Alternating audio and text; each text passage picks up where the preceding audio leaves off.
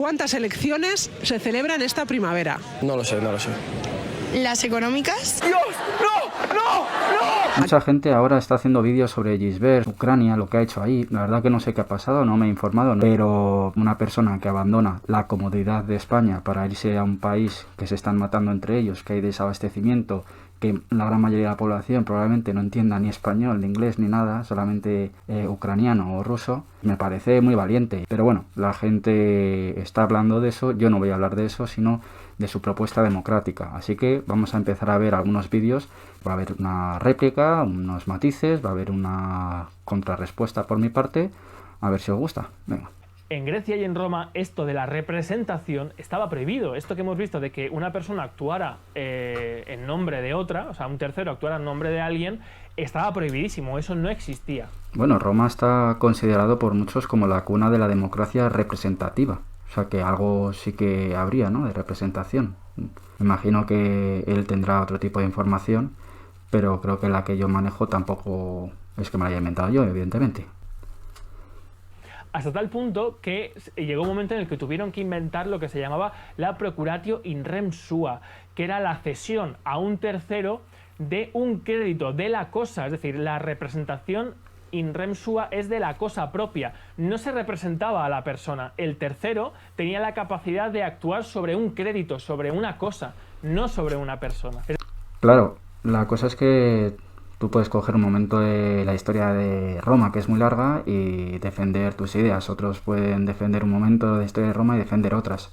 Pero asegurar que la representación no existió en Roma, cuando, por ejemplo, cuando se inicia Roma, que todavía no es un imperio ni es nada, son solo unas pocas tribus, son los cabezas de tribus los que representan a su tribu en la asamblea. Representación sí que hubo en Roma. Hubo determinados momentos en los que, como él explica, a lo mejor no, porque estaba prohibida, puede ser. Antiguo.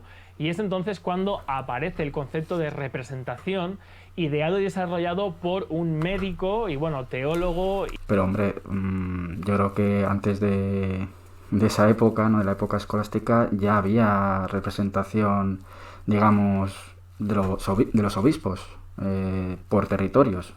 Eran elegidos por el clero y por sus fieles.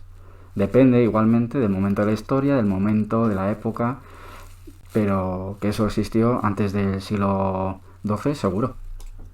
Hijo de notarios y jueces, italiano, que es Marsilio de Padua, ¿vale? Marsilio de Padua nace en el siglo XIII y en el siglo XIV escribe El Defensor de la Paz.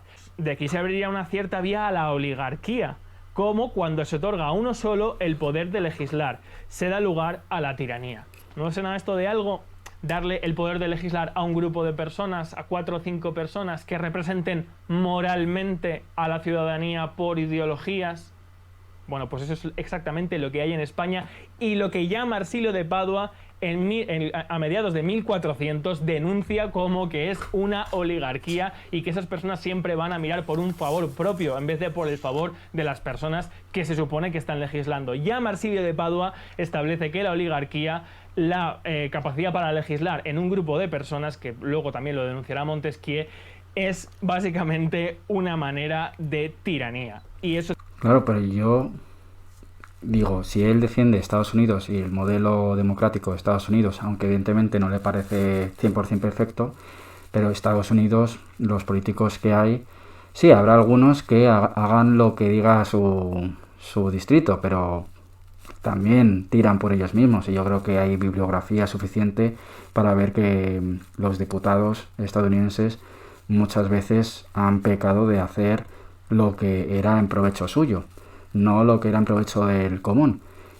También me preguntaría si es que el común le ha pedido a los diputados de Estados Unidos votar a favor de entrar en tantas guerras, o han sido más bien los diputados, sin pedir decisión a nadie, los que lo han hecho. Es exactamente lo que tenemos hoy en España. En contraposición a esto, lo que dice Marsilio de Padua es que la manera más prudente de poder garantizar que la legislación sea acorde con la utilidad para los ciudadanos es a través de la representación.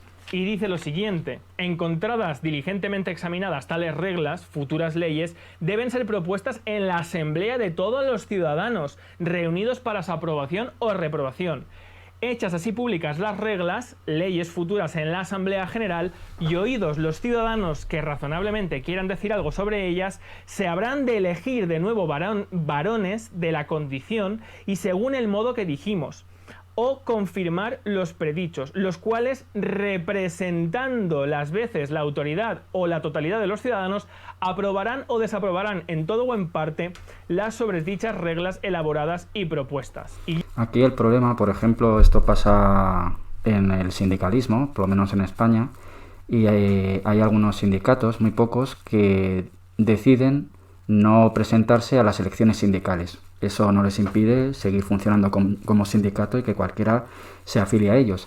Pero ¿por qué ellos no quieren presentarse a las elecciones sindicales? ¿Y por qué lucharon durante la transición contra ello? Pues porque muchas veces lo que ha pasado, comisiones y UGT lo saben bien, es que los trabajadores, que sería en este caso el pueblo, piden al representante que haga lo que ellos han decidido. ¿Y qué es lo que hace el representante en nombre de ellos? Pues firmar con el patrón cosas que van en contra de los propios trabajadores, pero a favor del supuesto representante. Y sí, probablemente para la próxima ya no estará, pero es que tampoco le interesa. Ya ha conseguido lo que quería, que es estar toda la vida en esa empresa, por ejemplo. Así que creo que el hecho de que haya representantes no significa que no te vayan a traicionar, no significa que les importe no traicionarte. Diciendo nada más y nada menos que lo siguiente sobre la Iglesia, que es la institución que en ese momento regía toda Europa. Porque ni Pedro Apóstol fue la piedra sobre la cual está fundada la Iglesia, sino Cristo. Y si hay en él alguna singularidad, le corresponde por institución o elección humana, como demostramos en el libro de Timoteo. Hombre, claramente que Pedro no es la piedra angular de la Iglesia. De hecho, Jesús le dice, esta es la piedra sobre la que edificarás mi Iglesia. Segundo, que hemos leído anteriormente. Es decir, Marsilio de Padua dice básicamente que la organización política de un territorio no corresponde a la atribución moral por designación de un apóstol o de alguien que está capacitado moralmente, sino que corresponde a la elección de todos los ciudadanos de ese territorio. Es decir, claro, pero ¿no creéis que los ciudadanos al final lo que votan es lo supuestamente moralmente correcto y que esa moralidad correcta está representada muchas veces en una persona que les vende la moto o que les hace promesas? ¿No creéis que aunque, como dice él, no haya apóstoles que están en el poder porque moralmente son lo superior, no es lo mismo que dejar al pueblo que vote lo mismo a apóstoles que les vendan la moto y que les hagan creer que ellos son los moralmente correctos? Institución, como él dice, sea obispo o sea iglesia, o sea quien sea, que representa lo que él llama la unidad numérica de ese territorio.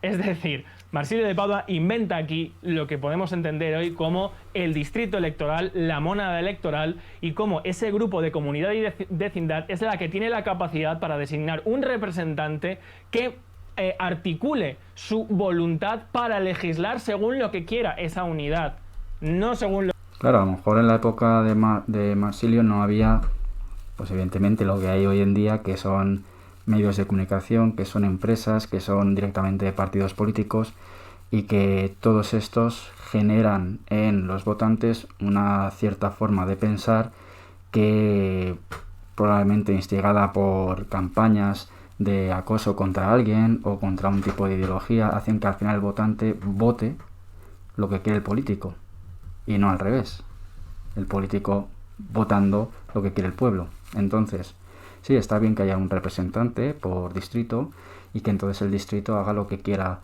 el representante haga lo que quiera el distrito. Pero claro, en un mundo en el que estamos, donde la gente al final recibe la opinión no pública, la opinión publicada por los medios de comunicación, que luego lo llaman la opinión pública. No, es la opinión publicada por los medios de comunicación que se convierte en opinión pública, y por lo tanto esa opinión pública luego va a pedir al representante que haga lo que ella quiere. Puede ser que el representante y los medios de comunicación hayan ayudado a la gente a pensar a favor de unos ciertos intereses que a lo mejor sin esa manipulación nunca lo hubieran defendido. Todo lo que hemos leído de Marsilio de Pada realmente donde florece es gracias al cisma de la Iglesia en los países protestantes y fundamentalmente en Inglaterra, donde desde la... No, al final donde florece es en la antigua Roma. Ya está bien de estar todo el día lamiéndole las bolas a los protestantes, a los anglosajones. No. Fue el sur de Europa, fue la antigua Roma, donde nace la democracia representativa. Está bien que Marsilio, como mucho, diera la puntilla a la representación que tuviera que ver con el distrito, pero ya está. Carta Magna hasta fundamentalmente la Revolución la Gloriosa de 1688, cuando los nobles derrocan al rey Jacobo II y al año siguiente se proclama la Declaración de Derechos, donde ya digamos el poder de los representantes del Parlamento, en este caso que estaba representado por una élite, empieza a cobrar muchísima fuerza. La Cámara de Representantes en este caso la nobleza, es la que tiene la capacidad para promulgar y para obligar al rey sobre todo a promulgar leyes. Todo esto da... Pero eso es oligocracia, eso no es democracia, ni nada que se le parezca. Entonces que Montesquieu no ahonda en cómo se deben elegir estos representantes, sí que dice lo siguiente: el pueblo que detenta el poder soberano, tomando lo que ya la monarquía absoluta se había encargado de propugnar, que era la soberanía popular, para ir en contra del príncipe de Maquiavelo, pero bueno, no vamos a hablar ahora de la soberanía popular, haremos otro vídeo sobre la soberanía popular. Pues dice, el pueblo que detenta el poder soberano debe hacer por sí mismo todo aquello que pueda hacer bien. Lo que no pueda hacer bien lo hará por medio de sus ministros. Sus ministros no le pertenecen sino a él. Claro, pero ¿quién considera lo que está bien y lo que está mal? Es que, claro, entramos otra vez en las mismas dinámicas en las que nos enfrentamos todos los humanos. ¿Pero qué está bien y qué está mal? No, el pueblo, cuando no lo haga bien, pues entonces habrá unos magistrados que sí lo harán bien. Pero si los magistrados vienen del pueblo, porque si no confiamos en el pueblo, tenemos que confiar en personas que vienen del pueblo. O sea, ¿quién vigila al vigilante? ¿Quién va a confiar en el bueno si todos supuestamente venimos del vulgo? Es una tontería. Yo creo que el pueblo es el que tiene que tener el poder y no nadie por encima de él ni supuestamente representándole. Quien los nombra, es decir, al pueblo. Es pues máxima fundamental de este gobierno que el pueblo nombre a sus ministros, es decir, a sus magistrados. Esto dice Montesquieu cuando habla de el gobierno republicano y las leyes representativas de la democracia. Y dice, más aún que los monarcas, el pueblo necesita que le guíe un consejo o senado, pero para poder confiar en él es preciso que sea el pueblo quien elija los miembros que lo compongan, ya sea escogiéndolos él mismo como en Atenas o por medio de magistrados nombrados para elegirlos como se hacía en Roma en algunas ocasiones. Que nadie te tiene que guiar, que el pueblo no es tonto. O sea, en tu comunidad de vecinos, cuando tú tienes un presidente, el presidente simplemente es, digamos, el que hace lo que diga la comunidad. El presidente no guía, todo el mundo puede guiar.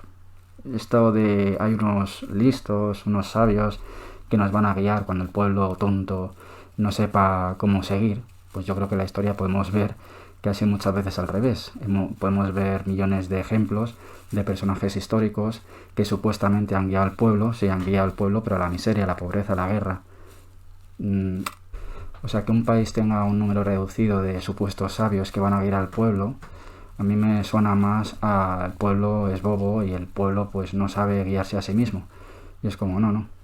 El pueblo tiene que guiarse a sí mismo, lo haga bien o lo haga mal. No vamos a dejarle el poder a otros de supuestamente guiarnos, porque cuando nos guían, al final lo que van a hacer es manipularnos también en su favor. Todo tiene sus cosas buenas y malas. De Montesquieu en ese momento ya es consciente de que las características de la nación, por su extensión y por lo fácil que es, digamos, que se genere un caos, no tiene la capacidad autónoma como la tenía en Atenas la democracia directa de Pericles para propugnar a sí mismo las leyes, porque puede devenir en un procedimiento muy rápido, según haya una excesiva agitación o una revolución, o en un procedimiento muy lento, y por eso se necesita... O sea, si hay un momento, una situación de agitación o de revolución, si la gente decide, no va a ser igual de rápido. O si pasa otro tipo de situación, no va a ser igualmente lento. Si la gente es la que decide, ¿no? El representante no hace nada. No pone frenos ni acelera. Es simplemente un intermediario. Entonces... de la representación y de la designación de representantes, pero Montesquieu no entra, digamos, en cómo se tienen que elegir esos representantes para garantizar que exista la representación política ni la representación política como tal. Lo que Montesquieu sí que desarrolla de manera muy pormenorizada es el principio de la separación de poderes entre el legislativo y el ejecutivo. Él lo que tiene clarísimo es que lo que de ninguna manera puede ser es que el que haga las leyes también sea el mismo que las aplica.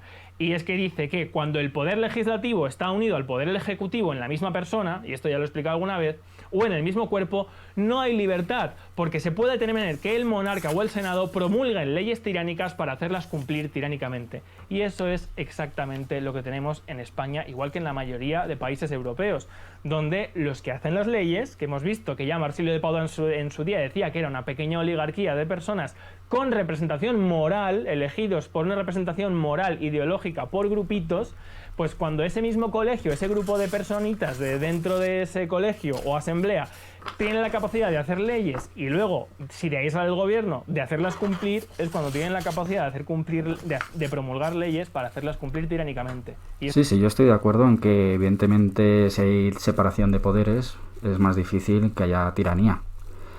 También estoy de acuerdo en que cuando uno tiene demasiado poder o unos pocos tienen demasiado poder, es más fácil, digamos, sobornarles o hacerles desde los medios que cambien y que viren hacia otro lugar. Pero si defendemos que haya propiedad privada, vamos a defender que haya medios de comunicación, vamos a defender que haya empresas que puedan presionar. No como acabamos de ver hace unos días de la huelga patronal que ha habido en España, que ha presionado al gobierno y ha conseguido lo que ha querido, sino, bueno, a través de todo tipo de medios. Si uno lee, por ejemplo, el libro de El Director, que lo escribió, me parece que se llama David Martín, bueno, fue el exdirector del diario El Mundo durante un año, y él decía que las grandes empresas financian demasiado la publicidad a los periódicos, a los diarios digitales, a las televisiones, y que gracias a ese tipo de financiación que reciben las televisiones y los periódicos es como las empresas consiguen de los políticos lo que quieren. Alguno dirá, no, es que el pueblo igualmente tendría el poder de decidir ya, pero si el pueblo se informa a través de los medios de comunicación, los medios de comunicación le manipulan y le dicen este político es malo o este candidato no le votes, gracias a la presión de las empresas que os he dicho que presionan a los medios a su vez nos manipulan, entonces ¿realmente el pueblo es libre? ¿Está decidiendo libremente? Eso es lo que hay en España. Pero bueno, y siguiendo con este camino, llevándonos a lo que es la representación política, exactamente dónde nace la representación política tal y como entendemos hoy. Bueno, pues nace en Estados Unidos. Pues Alexander Hamilton, John Madison y John Jay escriben una serie de artículos defendiendo una segunda constitución que se llama el Federalista. Y aquí sí que explican lo que es por primera vez la democracia representativa. En una república se reúne en una asamblea y se gobierna por medio de sus representantes y agentes. En consecuencia, una democracia tendrá que estar limitada a un pequeño territorio. Una república, por el contrario, puede ser extendida a una gran región. Habla evidentemente... Podemos llamar democracia a un país donde los negros no podían votar, donde las mujeres no podían votar, donde los pobres no podían votar, donde la clase obrera no podía votar. ¿Eso es democracia? ¿Eso es un ejemplo de democracia representativa? ¿O eso es una vergüenza? Comparando lo que es la democracia. De hecho, hasta 1965 no se aplica el derecho a voto, que es simplemente quitar todo tipo de bloqueos legales que tenían los negros para poder votar con libertad. Hasta 1965. Y este es el ejemplo de democracia representativa, de donde se inventa, según Rubén Gisbert, la democracia representativa en Estados Unidos. Ateniense, que era de un grupo de 100.000 personas, una ciudad de 100.000 personas donde se podían reunir 10.000, pues eso sí que era representativo, pero en una extensión como la de Estados Unidos, que más adelante habla de de las millas que tiene y sobre todo la población que hay, esto se hace inviable. En el momento que tú quieres hacer que todo el mundo, todo el planeta, todo el globo sea un país, siempre será un caos, claro.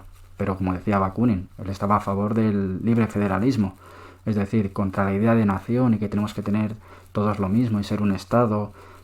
Bakunin proponía el libre federalismo, es decir, que si un territorio, sea pequeño, sea grande, sea lo que sea, decide que ellos prefieren gestionar sus cosas a su manera y si les da la gana acordar con otros territorios algo que les pueda favorecer, correcto, pero que no tiene por qué ser lo que ha dicho la historia, que somos todos españoles, entonces toda esta parte, estas islitas, Ceuta y Melilla, tenemos que formar todos parte de lo mismo. No, ¿por qué? Porque si los seres humanos que vivimos en ese territorio decidimos estar separados y acordar decisiones conjuntamente, pero sin necesidad de tener que formar parte de lo mismo, porque por una idea de nación. No, eso no me convence a mí.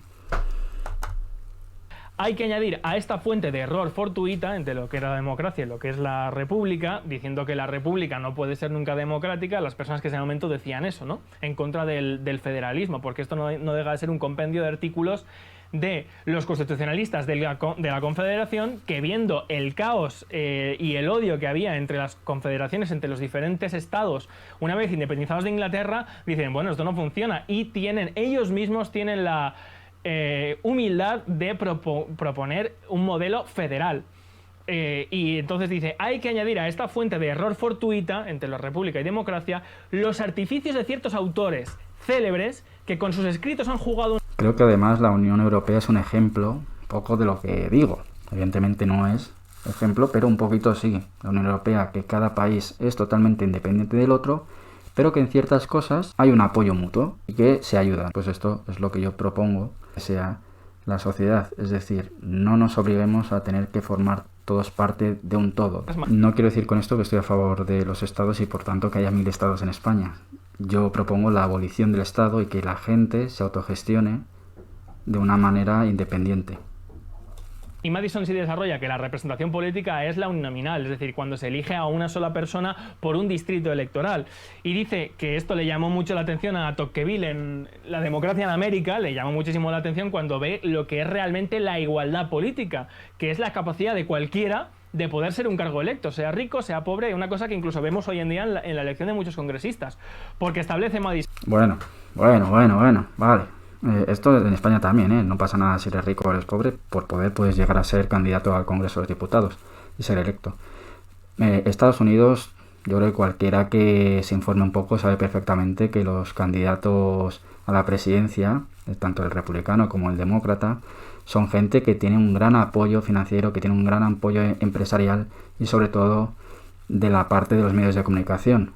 Es decir, eso de da igual que seas rico o seas pobre, yo creo que queda bastante en entredicho en Estados Unidos, porque de diferentes maneras, digamos de diferentes maneras tanto legales como vacíos legales, se puede a través de las empresas ayudar a que un candidato sea elegido por el pueblo.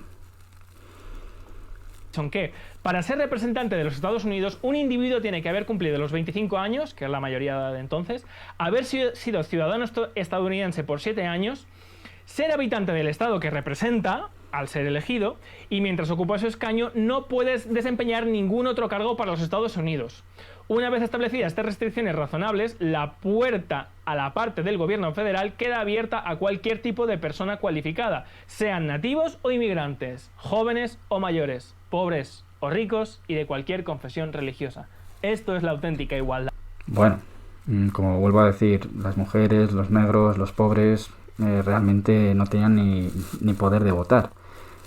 No sé, trasladado a la realidad, no sé cómo sería, pero desde luego que bastante parecido.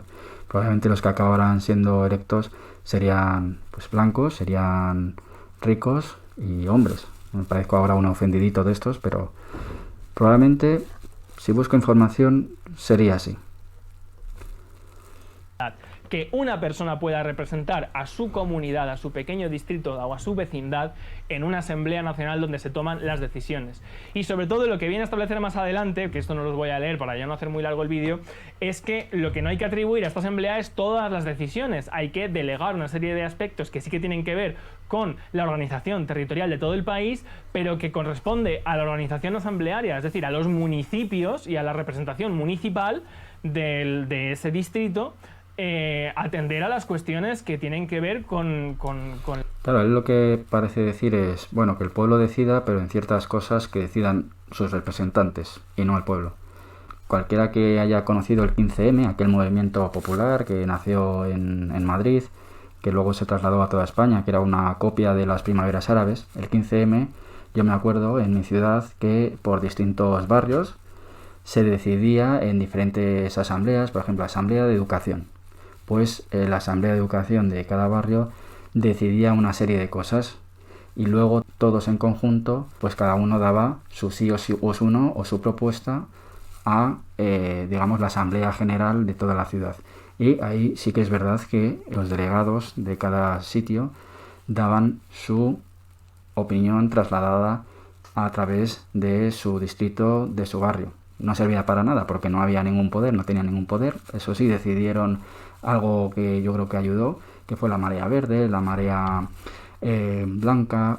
Pero lo que me refiero es que una cosa es que lo que se hizo en el 15M es que era lo que decidían en un barrio, un delegado transmitía lo que se hacía, pero no tenía ningún tipo de poder más. No decía, bueno, vosotros tenéis este tipo de decisión al 90% y yo tengo un 10% de decidir sin vuestro consentimiento, parece que es lo que quiere decir Rubén Gisbert, plan de, para que no sea un caos, yo voy a tener mi parcela de poder y vosotros la otra.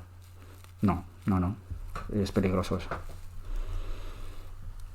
En Europa no existe esta representación política, salvo en Inglaterra, que es donde germinó en un primer momento, y en Francia, donde De Gaulle la estableció en el 58 con la reforma, además introduciendo la doble vuelta para garantizar la mayoría absoluta de la elección. La segunda vuelta para mí me parece una vergüenza. O sea, si yo, por ejemplo, voto al Partido de los Verdes, el Partido de los Verdes gana no sé cuántos escaños, y ellos pues deciden que para dar la mayoría absoluta a un partido que está cerca de esa mayoría absoluta, pues que van a votar a favor siempre y cuando por lo menos apliquen ciertas leyes de los representados por los verdes. ¿Por qué tiene que haber una segunda vuelta? ¿Por qué la segunda vuelta, que significa ni más ni menos que eliminar toda esa gente, todos esos representados, toda esa gente que en ningún momento hubiera votado entre esos dos partidos, por qué esa voz se tiene que diluir? ¿Por qué eso es democrático? ¿Por qué yo tengo que decidir, por ejemplo, si hubiera segunda vuelta entre PSOE y PP, cuando PSOE y PP no les voy a votar en mi vida? De hecho, probablemente no vote en mi vida a ningún partido. Pero ¿por qué no puede estar representado, aunque sea minoritariamente, un partido que me represente, o un candidato, ¿no? Un candidato según su democracia, un candidato, unos candidatos que me representen a mí y a mi gente? ¿Por qué no? ¿Por qué tiene que haber segunda vuelta, ser eliminados todos estos representantes que iban con otro tipo de propuestas muy diferentes a las de estos dos grandes partidos que han quedado en la segunda vuelta? A mí eso no me parece democrático. No me parece democrático. Es como si decimos, bueno, en la liga, como siempre hay unos cuantos que son bastante malos, que suben y bajan de segunda a primera, mira, pues vamos a quitar todos esos y nos vamos a quedar pues solamente 10 equipos en la liga, en la primera división, y ya está. Y dirán los minoritarios, oye, ¿por qué yo no? O sea, ¿por qué el equipo de mi pueblo que ha llegado a primera división, por qué no? ¿Por qué ahora me lo quitas? ¿Porque no somos tan buenos? ¿Porque somos poquitos? No me parece bien. En el distrito del representante. Bueno, pues en la Revolución Francesa primero se abolió lo que era el cuaderno de quejas, que era básicamente que los representantes del tercer estado, cuando iban a la Asamblea Nacional, tenían que llevar un cuaderno y en ese cuaderno llevaban escrito lo que su distrito quería que el representante pidiera en la asamblea o expusiera, y no podía hacer nada que no estuviera en ese cuaderno de quejas. Esto se queda abolido en la Revolución Francesa, que fue un catástrofe. Eso me parece bien, ¿eh? El cuaderno de quejas me parece una buena idea. Eso sí que es transmitir lo que quiere el pueblo. Pero ya está, no demos más poder. Catastrófica para lo que ha sido políticamente Europa desde entonces, porque tomó las tesis de Rousseau del contrato social. Rousseau decía que la representación política era una cosa innecesaria porque allá donde está el representado no cabe el representante, diciendo... Bueno, Rousseau en su propio libro dice que él no sabe ni lo que dice, que él al releer su propio libro se contradice y que realmente en el fondo no sabe lo que quiere expresar. Así que no sé si hay que tomarle tan en serio, pero es verdad que al haberse adoptado ciertas ideas de él, por lo que parece, según la historia, plasmadas en la realidad de los gobiernos, pues sí, habrá que tomarle en serio. Era tan fácil como reunir a la población, una idea muy platoniana, como habíamos explicado al principio, pero el propio Rousseau cayó en una contradicción. No, platoniana no, él mismo ha dicho al principio que Platón estaba a favor de un gobierno de los mejores. Y bueno, de hecho ahí en el libro de la República o el Estado de Platón, la verdad que es bastante clasista, ¿no? Y considera que los que tienen que mandar son una oligarquía de personas perfectas, mentalmente, físicamente, y que ellos son los únicos que tienen que decidir porque así irá bien la vida de la gente, del populacho. De hecho, él dice que quien debería estar en el gobierno deberían ser los filósofos, pero que nunca estarán los filósofos porque los filósofos son tan listos que nunca se meterán a gobernar a nadie, porque sería ir en contra de su esencia, digamos, celestial. Bueno, no sé si Platón, seguramente todo lo que escribió, en algún momento diría lo que dice Gisbert, pero si uno lee el libro de la República o el Estado de Platón, no se lee eso, se lee todo lo contrario. Y de esto exactamente es de lo que vivimos hoy en España, de la representación moral, no solamente moral en España, sino en Italia y en todos los países que tienen un sistema de representación proporcional. Y en este sentido voy a introducir otra cosa más, que es cuando se habla de la representación proporcional y de la representación uninominal, que es la que he explicado hasta ahora, la que es auténtica. La representación uninominal es la que designa un tercero, la que un grupo de comunidad, vecindad, repito, designa un tercero para cumplir con lo que él le pide y para aprobar o no la ley que se está proponiendo, debatiendo en el Senado en relación a los intereses de ese distrito. No tiene nada que ver ni con partidos políticos ni con ideología. Entonces, por ejemplo, cuando cuando Trump pierde estas últimas elecciones y hay gente del Partido Republicano, gente votante, que dice, oye, no votéis a favor de Biden, no le hagáis presidente. No, Y ahí fueron los distritos los que decidieron. Si hubieran decidido realmente los distritos, no hubiera habido algún problema con la elección de Biden, porque menos 2 o 3 congresistas, el resto votaron a favor de aceptar que Biden había sido elegido el candidato y por lo tanto que él tenía que ser el presidente. No sé. Él sabrá más de esto, evidentemente, pero es una duda que tengo al respecto. Walter Bagehot, un economista, tuvo una discusión formidable con Stuart Mill, donde Stuart Mill quedó destrozado para siempre intelectualmente. Stuart Mill lo que pensaba era que el voto de un ciudadano tenía que depender de la calidad intelectual de cada uno. Es decir, un catedrático de universidad no podía tener el mismo valor su voto por cómo la decisión de su voto afectaba al conjunto de la sociedad que un plebeyo.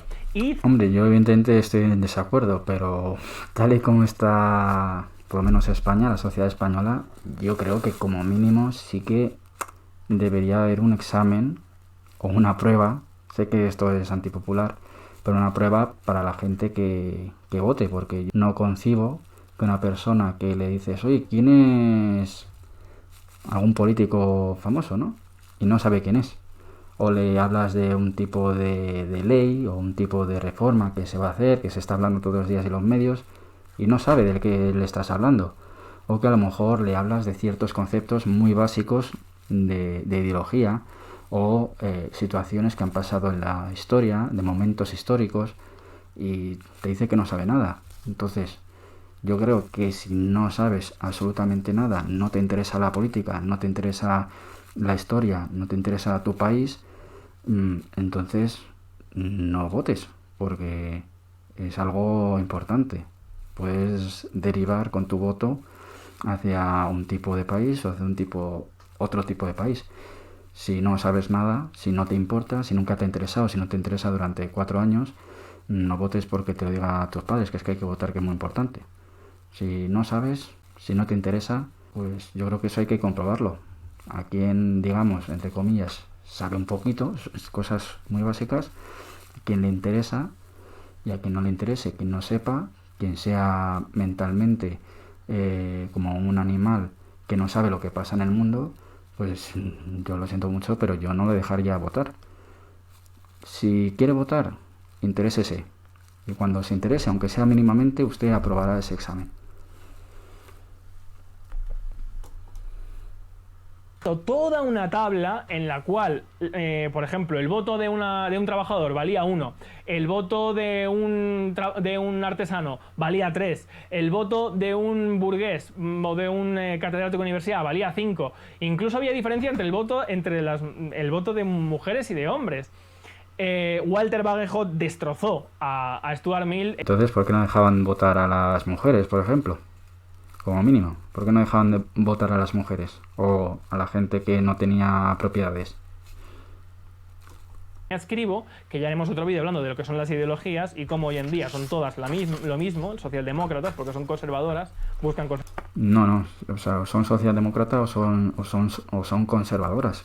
Socialdemocracia tenía que ver con aquellos marxistas que decidieron que en vez de a través de la revolución llegar al comunismo, hacerlo a través de la democracia. Luego eso dio pie a que al acomodarse dentro del Estado, del capitalismo, pues dijeran, bueno, vamos a hacer un capitalismo light. Y en eso se convirtió finalmente la socialdemocracia, en un capitalismo light. Es decir, tiene que ver más con lo económico. La estructura del régimen, bueno. Claro, es que esto lo había visto. Entonces dice lo de la estructura del régimen. Los conservadores es algo más moral, no tiene tanto que ver con la economía, sino con lo moral. Pues todo lo que tenía que ver con las mujeres, con los depravados, con los pervertidos, con los invertidos, etcétera, etcétera. O sea, la socialdemocracia tenía que ver más con lo económico y los conservadores con lo moral. Que ambos, como todas las ideologías, querían que el régimen no cayese. Bueno, creo que Rubén Gisbert también está a favor de un régimen que nunca caiga, ¿no? Y de un monopolio de la violencia por parte del Estado que haga que eso se mantenga. ¿O no está a favor de eso? Entonces, ¿quién es diferente a quién? Sois todos iguales. Los únicos que sí que están a favor de que caiga el régimen, de que caiga el Estado, de que caiga todo lo que defendéis, los que están en contra de eso realmente son los anarquistas. Es la única ideología que no quiere que se mantenga la estructura del régimen, de ningún régimen. Porque los diputados no representan a la nación. A quien representan es a aquel que les ha dado el mandato de estar ahí. ¿Y quién les ha dado el mandato de estar ahí? El cabeza de cada partido. Eso es. Los diputados españoles representan al cabeza de su partido. Por eso en España no hay representación política. Porque los miembros del Congreso... Pero cuando la gente en Estados Unidos vota a favor de Trump, ¿votan realmente, van al colegio electoral a votar a favor del candidato de su distrito o están pensando en a ver si la Hillary esta o el Biden este se meten un tortazo y gana Trump? ¿No están más bien con la misma mentalidad que tenemos en España de vamos a votar para que gane este que sale tanto en la tele, que es el cabeza del partido? Se inventó en su momento para Australia, muy fáciles de controlar por una oligarquía. Bueno, pues le doy un like al chaval, muy majo. No, realmente él es un intelectual, él es un estudioso y lo que dice tiene mucho sentido. Lo único que yo le voy sacando a todo 3 pies y que, bueno, no creo en su sistema. Y lo que defiende no me parece descabellado y sí, habría un poquito más de democracia, la gente tendría un poquito más de poder, pero creo que habiendo propiedad privada van a mandar los de siempre. Pero bueno, eso ya es otra cosa. Esta gente debería entender que lo que yo digo, no lo digo solamente yo, y de hecho, la persona que más luchó contra la dictadura franquista, García Trevijano, es la que quedó sola. García Trevijano no fue la persona que más luchó contra la dictadura franquista. Yo creo que tenemos cualquiera tiene una larga lista de gente que luchó contra el franquismo, que es una competición a ver de quién luchó más contra Franco. Bueno, es verdad que García Trevijano fue víctima de intento de asesinato, estuvo en la cárcel, pero bueno, también podemos decir que hubo gente que decidió crear un grupo armado en el País Vasco y que se cargó al presidente del gobierno de Franco. ¿Quién lucha más contra el franquismo? ¿El que habla y utiliza la palabra o el que directamente se ha cargado al títere del dictador? Pues no sé. ¿Vamos a competir? ¿O qué? Y aislada, defendiendo este mismo mensaje, intentando que en España hubiera una democracia. Pero fundamentalmente en España no hay democracia porque cracia es fuerza y demos es pueblo. Y el pueblo español no tiene nada de cracia. No tiene ninguna fuerza, no tiene ningún mecanismo para promulgar ninguna ley, no tiene control. Eso no es verdad. El pueblo sí tiene fuerza, tiene mucha fuerza, lo único que no sabe que la tiene. El pueblo, si quisiera, haría una huelga general indefinida y podría conseguir todo lo que quiere. Podría hacer, como fue el caso creo que en Noruega, una huelga de impuestos, es decir, cuando toca ir a Hacienda, que nadie vaya a Hacienda. Y así podrían conseguir grandes cosas. Y luego más allá, otro tipo de técnicas que no son tan pacíficas.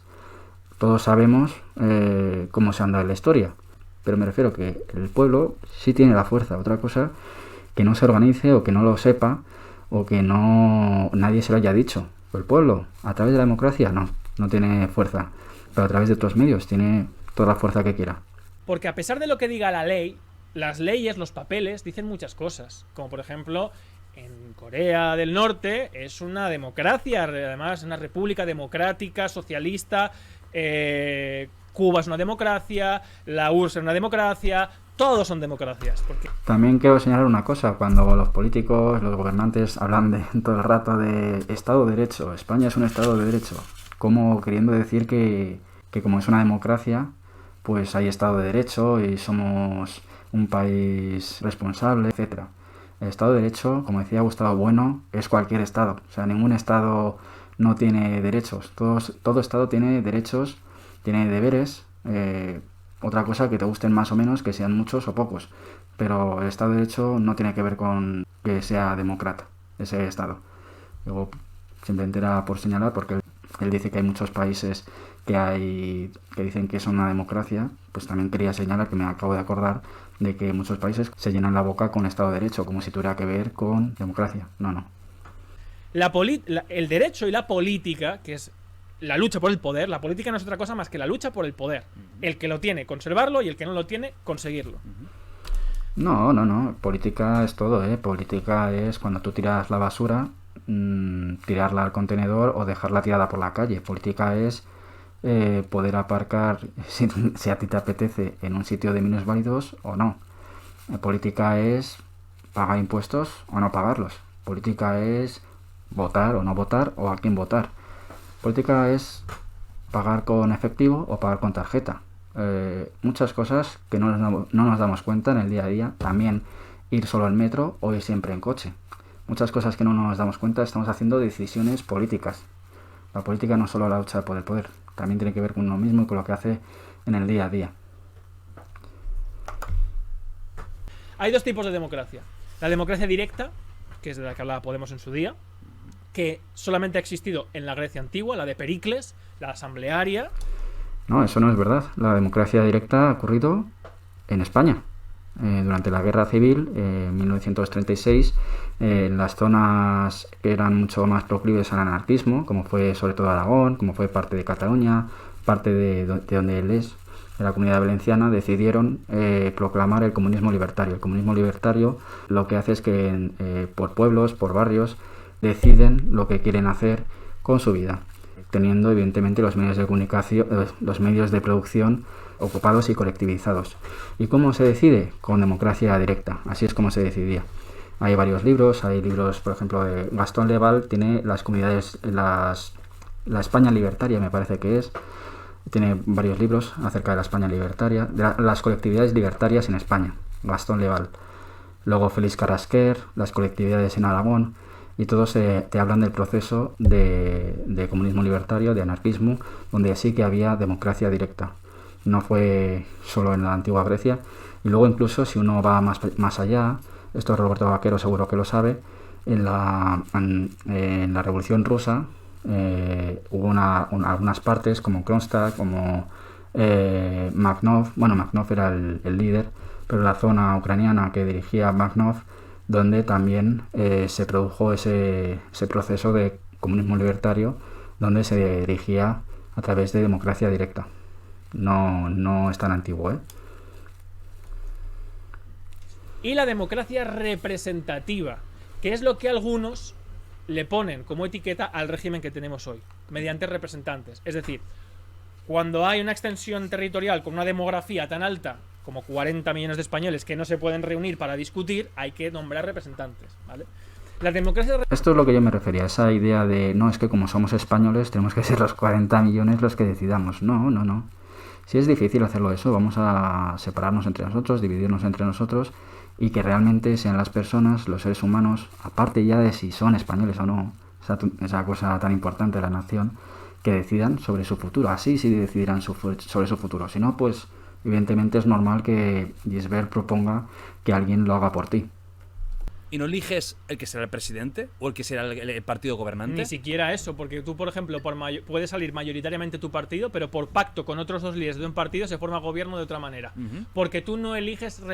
La representación es un mandato, es un contrato jurídico, es una obligación que tenemos los dos. Como yo, por ejemplo, mañana voy a recoger no sé qué de Jordi Wild en no sé qué sitio, y tú me haces un poder, que eso todo lo hemos hecho en la familia. Eso es representación. Ese poder, la representación es un poder notarial. O sea, por ejemplo, cuando Obama enviaba drones a matar a civiles a otros países, eso era porque había un mandato popular, un mandato de la comunidad que le facilitaba de que él pudiera tomar la decisión, que claro, si en el pueblo no hubiera podido tomar, de enviar drones a matar a civiles. ¿Vosotros creéis que los estadounidenses quieren que mueran civiles? Mucha gente dirá, entonces esto que dice Rubén, ¿qué pasa? ¿No hay democracia? Vamos a ver. Hay democracia, por ejemplo, formalmente, institucionalmente, políticamente en Estados Unidos. Pero la representación, que es el punto del que estamos hablando ahora, no hemos entrado en la separación de poderes. Entraremos, ¿eh? Pero cuéntame Sí, de Estados Unidos, porque al final, claro, mucha gente dirá partidos, coño, demócrata, republicano y otros Sí, partidos. pero allí no se votan a partidos. Votas al candidato. Votas a personas. Es, por ejemplo, la gente que... Sí, es verdad. Pero vamos, la gente son fanáticos de un partido o de otro. Evidentemente, a la hora de votar, van a votar a las personas, pero son fanáticos de un partido o otro. De hecho, ahora está más dividida que nunca la sociedad americana. O sea, si legalmente no estás votando a un partido, literalmente, pero mentalmente la gente vota por el partido. Este candidato, sí, muy bien, todo lo que tú quieras, pero es demócrata, entonces no te voy a votar. O al revés. Y se recupera en la República de Gaulle, de 1958. Y de Gaulle, que era muy inteligente, introduce algo que el sistema inglés no tiene, que es la doble vuelta. Porque así garantizas que el candidato que sale por cada distrito es elegido por mayoría absoluta y por lo tanto está legitimado. Vale, la doble vuelta es lo que entendemos por... Hay unas primeras luego se vuelve a votar. Eso es, con los dos que más han tenido. Ajá. Para que el que salga te aseguro 50+1.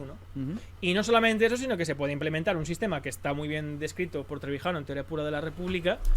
Pero mira, ya es que de por sí la representación es un mito. O sea, tú no puedes representar a más de una persona. Es difícil, es imposible.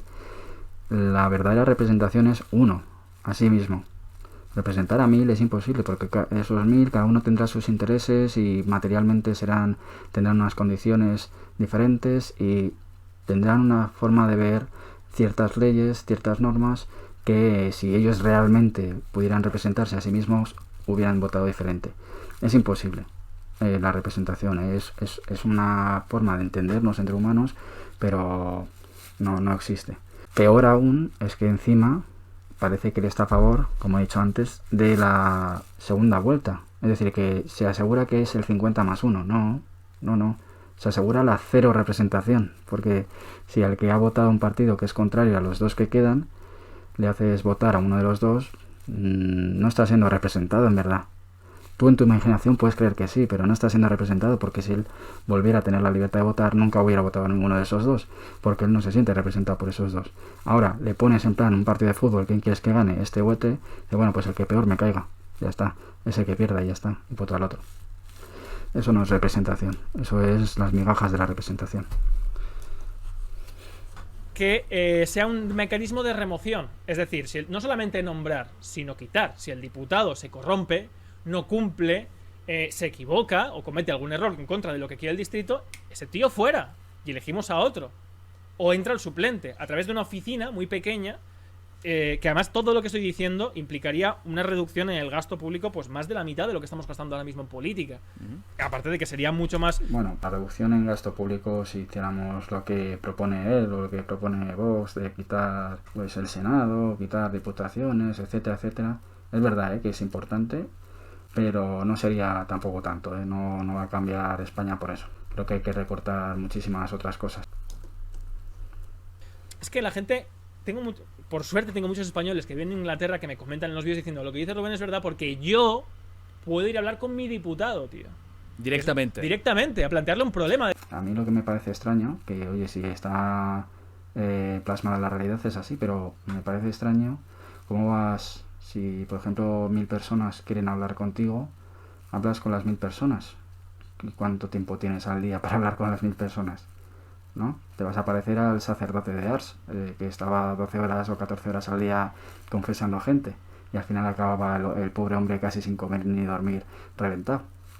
O sea, yo por ejemplo, yo no propongo un único modelo, yo solo propongo requisitos. Para que haya democracia tiene que haber representación y separación de poderes. Puede ser bajo un régimen parlamentario, aunque el parlamentarismo no incluye separación de poderes en pureza. Bueno, me propone alguna cosa más, porque en su debate con Roberto Vaquero, él le pregunta a él, a Rubén, le dice, oye, pero vamos a ver, ¿tú defiendes la propiedad privada? ¿En tu sistema debería haber propiedad privada? Y él dice que sí, que debe haber propiedad privada, que para que haya democracia representativa, para que se dé su sistema, tiene que haber propiedad privada. Entonces, la democracia tiene que haber representación y separación de poderes. Puede ser bajo un régimen parlamentario. Entonces, para que haya democracia, debería añadir otra más, que tiene que haber propiedad privada. Aunque el parlamentarismo no incluye separación de poderes en pureza, pero bueno, realmente los dos sistemas que instituyen una democracia de verdad, formalmente, son el constitucionalismo y el presidencialismo. Son los dos sistemas... Y para ti esto es democracia real. Democracia. Democracia formal, que el filósofo Santayana... El constitucionalismo depende del país, ¿no? Si la constitución es una basura, de constitucionalismo...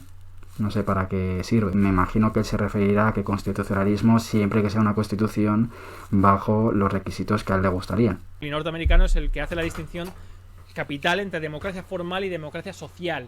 Que en España toda la política, cuando se habla de democracia, se habla de democracia social, que son ideales, tendentes a la igualdad, derechos sociales. Pero eso también lo hacía Franco, hablar de derechos sociales, de igualdad, de subsidios, de y eso se articula a través del Estado, de arriba a abajo. Esa es la diferencia. Pero... No entiendo lo que se refiere de democracia social. Cualquier intento de cualquier candidato, de cualquier partido, yo creo que es hacer algo social, o que él entiende como que es bueno para la sociedad y para la mayoría de los ciudadanos. O sea, social es todo, ¿no? Con lo que te he explicado antes, ten en cuenta la gran diferencia, por ejemplo, en estos países donde el diputado vota porque directamente... tiene que aprobar o dar su veto o denegar una ley porque se juega el puesto de su distrito. Si su distrito electoral quiere que vote a favor o en contra de una ley, ese tío obligatoriamente tiene que votar lo que quiera su gente, porque si no se la toman por culo. ¿Y eso cómo se elegiría? ¿Con elecciones en ese distrito? Claro, tú eliges... Con mini elecciones, digamos, ¿no? Elecciones... No. Claro, pero si en locales. Elecciones legislativas. Claro, pero si en las elecciones, pongamos, por ejemplo... que de ese distrito solo va a votar el 20%, ¿qué tiene que hacer el diputado? Tiene que votar lo que haya dicho ese 20%, pero entonces no está representando a la mayoría, sino a la mayoría de los que ese día pudieron ir a votar. Es oligárquico, es un estado de partidos que lleva intrínsecamente la corrupción. O sea, este sistema político solamente se sustenta en una cosa, en la corrupción. Vale, pues vamos a facilitarlo para que la gente lo entienda muy fácilmente. Bueno, yo creo que cualquier sistema se puede basar en la corrupción, da igual cual sea. De hecho, podemos ver en Estados Unidos casos de corrupción. Ahí es el ser humano cuando llega al poder. ¿Cómo sería entonces lo que tú promueves a nivel práctico? Vamos a imaginar unas elecciones. Eso es. Primero, te voy a poner varios elementos y tú me vas diciendo sí, no. Perfecto. ¿Habrían partidos? Sí. Habrían partidos. Como entendemos. Sí. Un Partido Popular, un PSOE, Sí. tal. Todo esto existiría. Sí. Vale, nosotros votaríamos no al partido. Eso es. ¿Qué votaríamos? A candidatos. A candidatos principales, lo que sería en Estados Unidos. Pero si la idea es que haya gente, digamos, que sea gris, que haga y que vote lo que diga su distrito, entonces ¿para qué queremos partidos? No lo entiendo. ¿Para qué queremos partidos? ¿Para qué queremos campañas políticas donde te prometen el oro y el moro si en principio son simplemente intermediarios que lo que tú decidas lo van a llevar a la asamblea o al parlamento? Van a decir esto es lo que ha dicho mi pueblo, esto es lo que ha dicho mi barrio. Entonces, ¿para qué hace falta partidos políticos? ¿Para qué hace falta que hagan campañas políticas? Si se supone que el que manda es el pueblo. ¿Y por qué no directamente que haya gente que se ofrezca voluntaria durante cierto periodo para ser el simple intermediario? No necesitamos que nos venda nada porque tú no vas a decidir. ¿Cuál es el problema? ¿No será que en verdad sí que tiene gran poder de decisión y que no decide tanto el pueblo, no decide tanto el barrio o el distrito? La democracia directa, lo que fue el 15M era eso. Cada barrio decidía y una persona voluntaria ese día, igual otro día era otro, iban a la asamblea general y decían pues el barrio de tal ha propuesto esto o ha decidido esto sobre esta propuesta que ha habido. Hubiera sido lógico que hubiera habido partidos políticos en el 15M y que hubieran dicho campaña política, vótame a mí y yo seré tu candidato perfecto para votar lo que tú digas. No tendría sentido, ¿no? Porque dirían, pero ¿para qué te tengo que votar? Para que sea lo que yo diga. Entonces, ¿qué más te da? ¿Qué más me da que seas tú que sea otro? ¿A qué estamos jugando? ¿Estamos haciendo el tonto? Unidos, un Donald Trump, un Biden. No, pero eso es a nivel ejecutivo, Vale. de presidente. Tú elegirías a tu diputado. Eso a nivel legislativo. Legislativo. Ok. Y separadamente al ejecutivo. Habrían dos elecciones por separado. Eso es. Pero hay una cosa importante. En lo que has dicho antes, ¿habría partidos? Sí. Importante, que los partidos no sean estatales. No habría subvenciones de ningún tipo. De ningún tipo. Sería ilegal una subvención de un Sería partido. ilegal una subvención, por supuesto. ¿Por qué? Porque uno es de quien le paga. Los partidos, la palabra partido... Y una cosa antes, ¿no provocaría esto que los partidos con más potencial, más grandes, asociados más a la banca, tuvieran más facilidades que un partido No, pequeño, porque por ejemplo? tú no solamente prohíbes... Eso es un error, por ejemplo, en Estados Unidos. Eso es un error grave. Y por eso demócratas y republicanos están ya intocables en... Sí, eso es. Pero, eso es, por ejemplo, en Inglaterra eso no existe. ¿Cómo lo harías? Donaciones de más de 8.000 euros se tienen que fiscalizar y están muy bien fiscalizadas para evitar injerencias del poder de ese tipo de... Sí, la donación limítala a todo lo que tú quieras, pero yo, como millonario, puedo montar un escenario con sus banderas, con su pantalla, con todo perfecto, con sus sillas y montar un meeting. Eso no estoy donando, estoy montando algo a favor de este partido o de este candidato. Y a lo mejor he donado 0. Estaría eso también prohibido. O simplemente un autobús que transporta a los políticos o al candidato de una provincia a otra para que vaya dando su campaña electoral. La empresa de transportes de los autobuses que se ofrece para llevarle estaría cometiendo algún tipo de ilegalidad. Eso también se prohibiría. Digo, porque si no está prohibido, entonces da igual, los más ricos podrán tener más recursos para poder llegar a más gente que los que no. Lobbies y tal. Prohíbes las donaciones. Lo mismo digo de los medios de comunicación. Si los medios de comunicación le dan por hacer campaña supuestamente informativa a favor de un candidato, eso también se debería impedir. Se debería impedir la libertad de expresión. Si no se impide, entonces quiere decir que habría una desigualdad, ¿no? de maneras de llegar a esa meta, a ese objetivo que es convencer a la gente para que te voten. Si tú tienes a las grandes empresas de tu parte y muchas de ellas son medios de comunicación, sí, no ha donado nada el dueño del medio de comunicación, pero te está haciendo un favor increíble. Estás utilizando su dinero de su empresa para hacerte una campaña. Y no se lo puedes prohibir porque eso es libertad de expresión y de información. Y que es propiedad privada. Los partidos se tienen que financiar de sus militantes y como mucho si quieren del merchandising. Punto y final. Si es que además los partidos han nacido, han crecido y se han desarrollado así hasta el fascismo y el totalitarismo, que son los que inventan e introducen los partidos estatales. Y lo que tenemos ahora mismo en Europa... Pues es extraño, porque Benito Mussolini prohibió los partidos políticos y solo permitió el Partido Nacional Fascista. Y lo mejor, se puede presentar cualquiera a diputado. Cualquiera. Desde Aunque un no mendigo aunque hasta no un esté catedrático de adscrito universidad. a uno de esos partidos. Incluso Pero si quieres- eso ya existe, ¿eh? La clase social en España no impide presentarte a ser diputado. Claro, llega al Congreso, pero es casi imposible que sea presidente. ¿Y qué pasa con ese sistema, Jordi? Pues que tú ya no votas por identificación ideológica. Votas porque tú vives en Manresa y tú vas a votar al tío que mejor ha sabido captar... Bueno, es que eso es... O sea, claramente vas a votar por ideología, porque habrá candidatos que te digan, mira, si me votas a mí, yo voy a estar a favor de un tipo de ideas, y otro que dice, si me votas a mí, voy a estar a favor de otro tipo de ideas. Porque al final eso del candidato gris, neutral, que va a hacer lo que la gente le diga, eso no... Yo creo que no es tan así, porque si no es lo que digo, no existirían ni campañas políticas ni partidos políticos, no serían necesarios, serían totalmente evitables. Entonces sí, la gente al final va a votar por ideología, incluso aunque la gente tuviera el poder total y que no fuera el representante el que tuviera la decisión. La gente tiene ideologías, la gente sí que vota por ideologías, porque unos estarán a favor, por ejemplo, de que la sanidad sea privada y otros de que la sanidad sea pública. Otros estarán a favor de que no haya ningún impedimento a la inmigración y otros sí. Unos estarán a favor de un tipo de moral para la mujer y otros otra. Al final, la ideología sí que va a estar. Unos querrán un tipo de mundo, otros querrán otro tipo de mundo. qué es lo que quiere Manresa. Y generalmente Manresa y la mayoría de ciudades y poblaciones de... Me muero. No, todavía no. Ya, no, de la emoción ahí. Me he visto ahí yo presidente, ¿no? Acabo de ver ya legislando. Por ahora diputado. No, directamente. ¿Ya presidente? Yo directamente y además totalitario, ¿eh? Ah, perfecto. Lo siento mucho, la democracia que os den por culo. O sea, no me Al Jordi presidente. interesa a mí esto.